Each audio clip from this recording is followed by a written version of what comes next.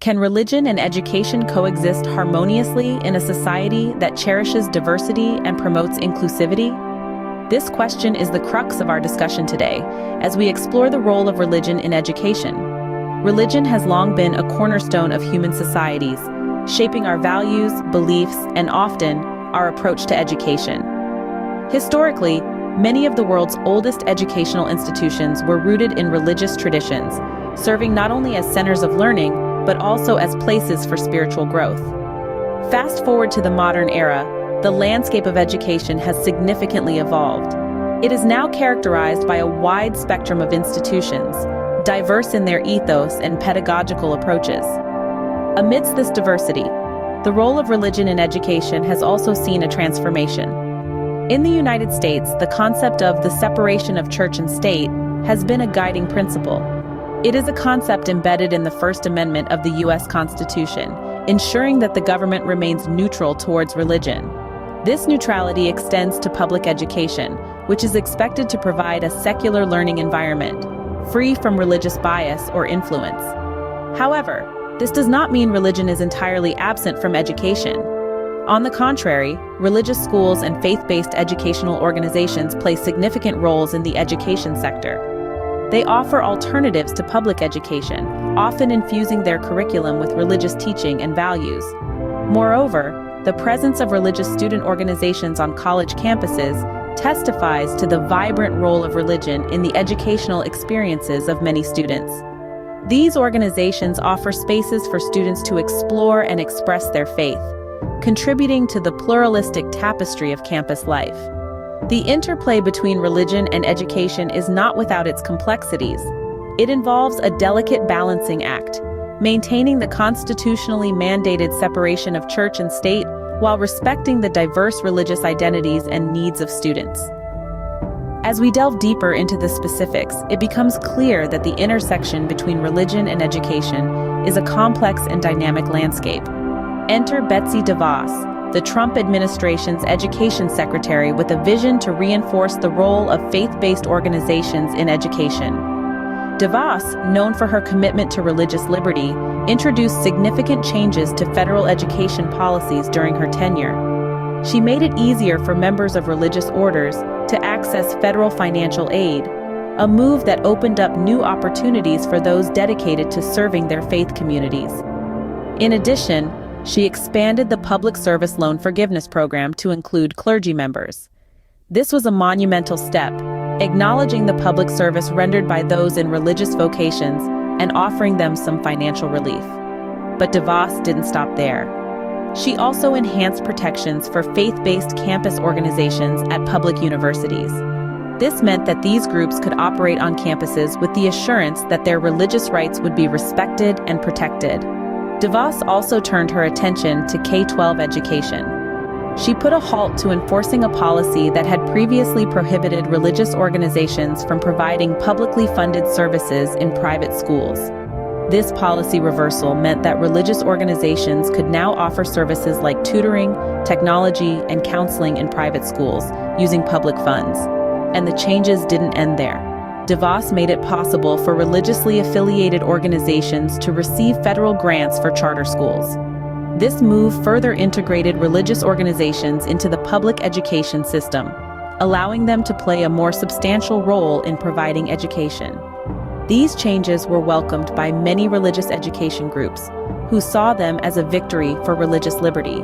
They viewed DeVos's policies as an affirmation of the role of faith in education, and a much-needed pushback against the misinterpretation of the separation of church and state.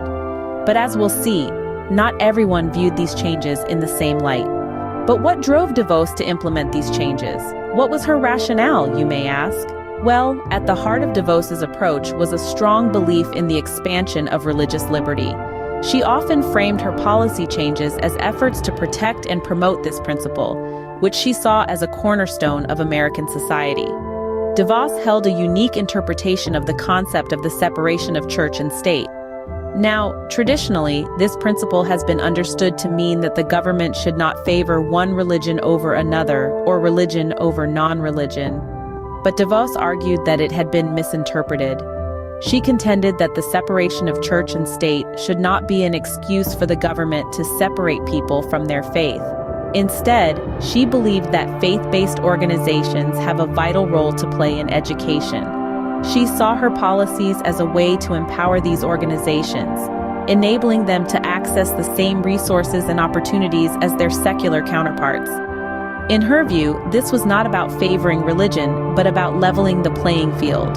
She aimed to ensure that religious organizations were not disadvantaged simply because of their faith-based nature. DeVos's belief in the importance of religious liberty fueled her decision-making during her tenure as Education Secretary.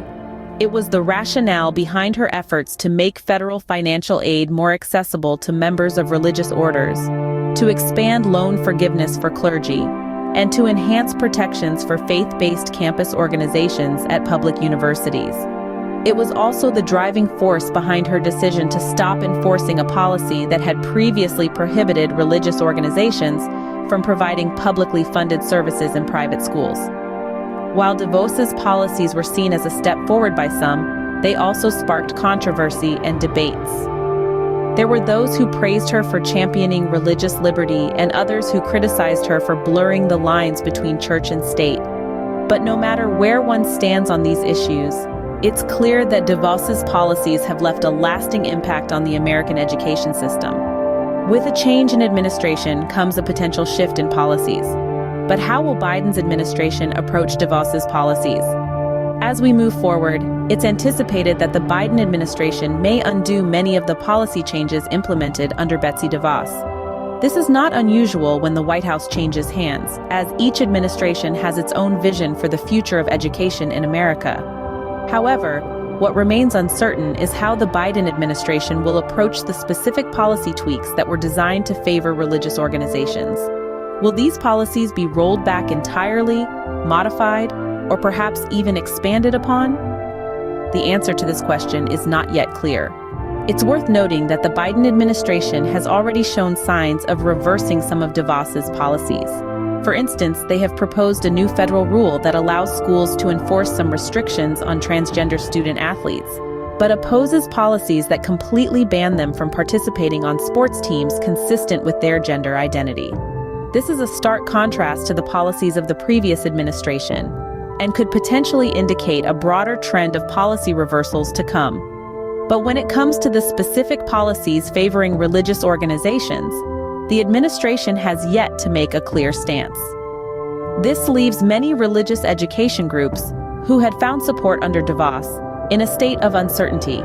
It is also important to remember that the education landscape has evolved since DeVos's time in office, and the Biden administration will have to navigate these changes as it shapes its own policies.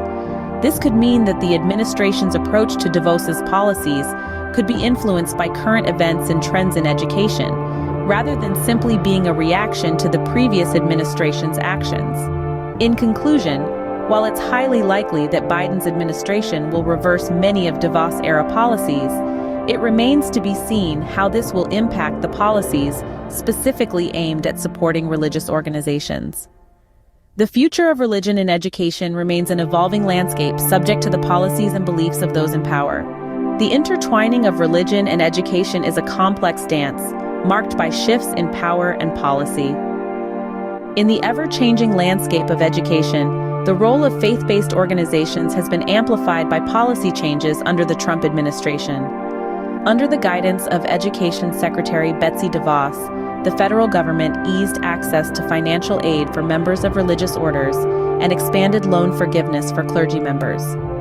Protections for faith-based campus organizations at public universities were also enhanced. A significant shift occurred at the K-12 level, where DeVos ceased enforcing a policy that had previously barred religious organizations from providing publicly funded services in private schools. These changes were widely celebrated by religious education groups, who saw them as an expansion of religious liberty. DeVos herself often framed these changes as efforts to correct a misinterpretation of the separation of church and state, arguing that the principle should not be an invitation for the government to separate people from their faith. However, with the arrival of the Biden administration, it is expected that many of the DeVos-era education policies will be rolled back.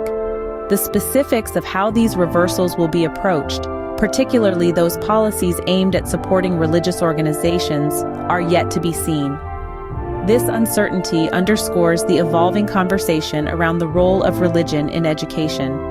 As we reflect on these policy shifts, it is clear that the dance between religion and education continues to be a complex one, marked by changes in power and policy.